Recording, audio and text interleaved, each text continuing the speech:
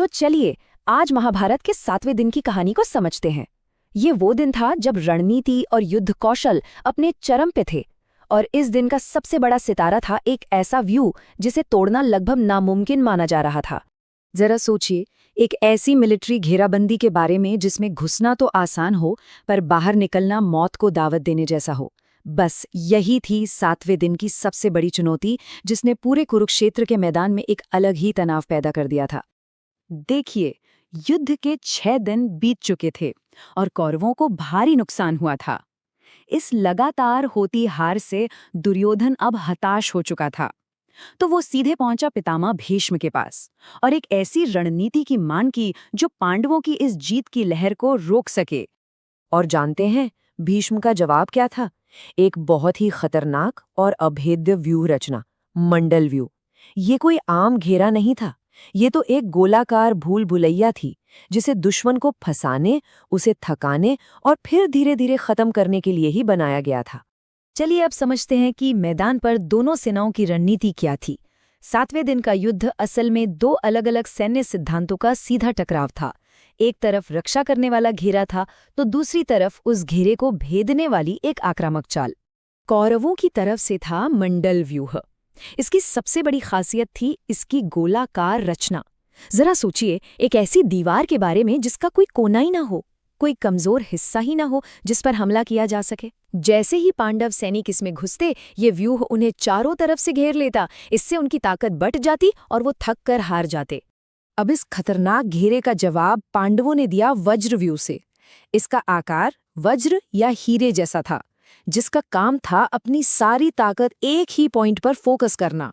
इनकी रणनीति बिल्कुल सीधी थी, एक ही जगह पर इतना जोरदार हमला करो कि कौरवों की रक्षा पंक्ति टूट जाए और उनका पूरा व्यू बिखर जाए। तो मतलब साफ था, एक तरफ का मकसद था दुश्मन को फंसाकर, थकाकर खत्म करना, और दूसरी तरफ का मकसद था दुश्मन की दीवार को भेदकर, तोड़कर जीत हासिल करना। ये असल में धैर्य और शक्ति का मुकाबला था।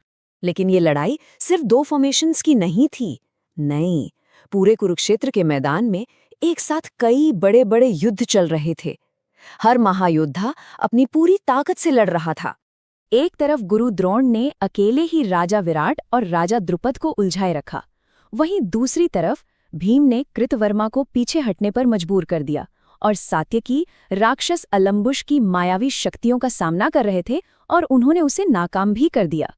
लड़ाई कितनी भयंकर थी, इसका अंदाजा इसी बात से लगा लीजिए कि अश्वत्थामा का हमला इतना प्रचंड था कि शिखंडी जैसा महारथी भी मैदान में बेहोश हो गया।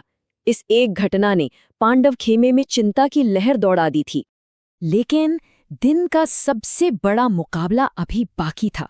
अब बात करते हैं उस महामुकाबले की, जो इस दिन का असली आकर्षण था।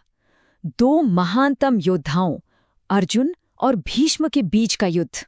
कहते हैं ये लड़ाई इतनी जबरदस्त थी कि दोनों के बाणों ने मिलकर आसमान में एक ऐसा जाल बना दिया जिसने कुछ देर के लिए सूरज की रोशनी तक को ढक लिया था। ये कोई आम लड़ाई नहीं थी। पितामह भीष्म बार बार अर्जुन के धनुष की डोरी काट देते, पर अर्जुन की फुर्ती देखिए, वो पलक झपकते ही नई डोरी चढ़ा लेते।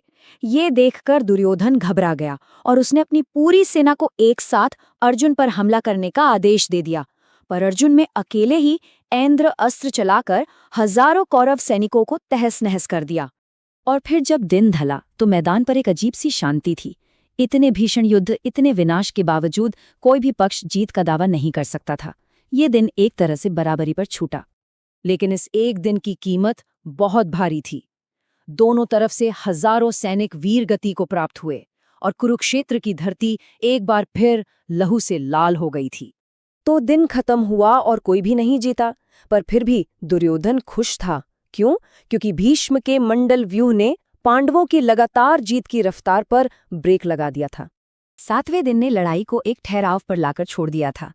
लेकिन असली सवाल तो ये है कि 8वें दिन क्या होगा? क्या भीम अपनी उस महान प्रतिज्ञा को पूरा करने के और करीब पहुंच पाएंगे?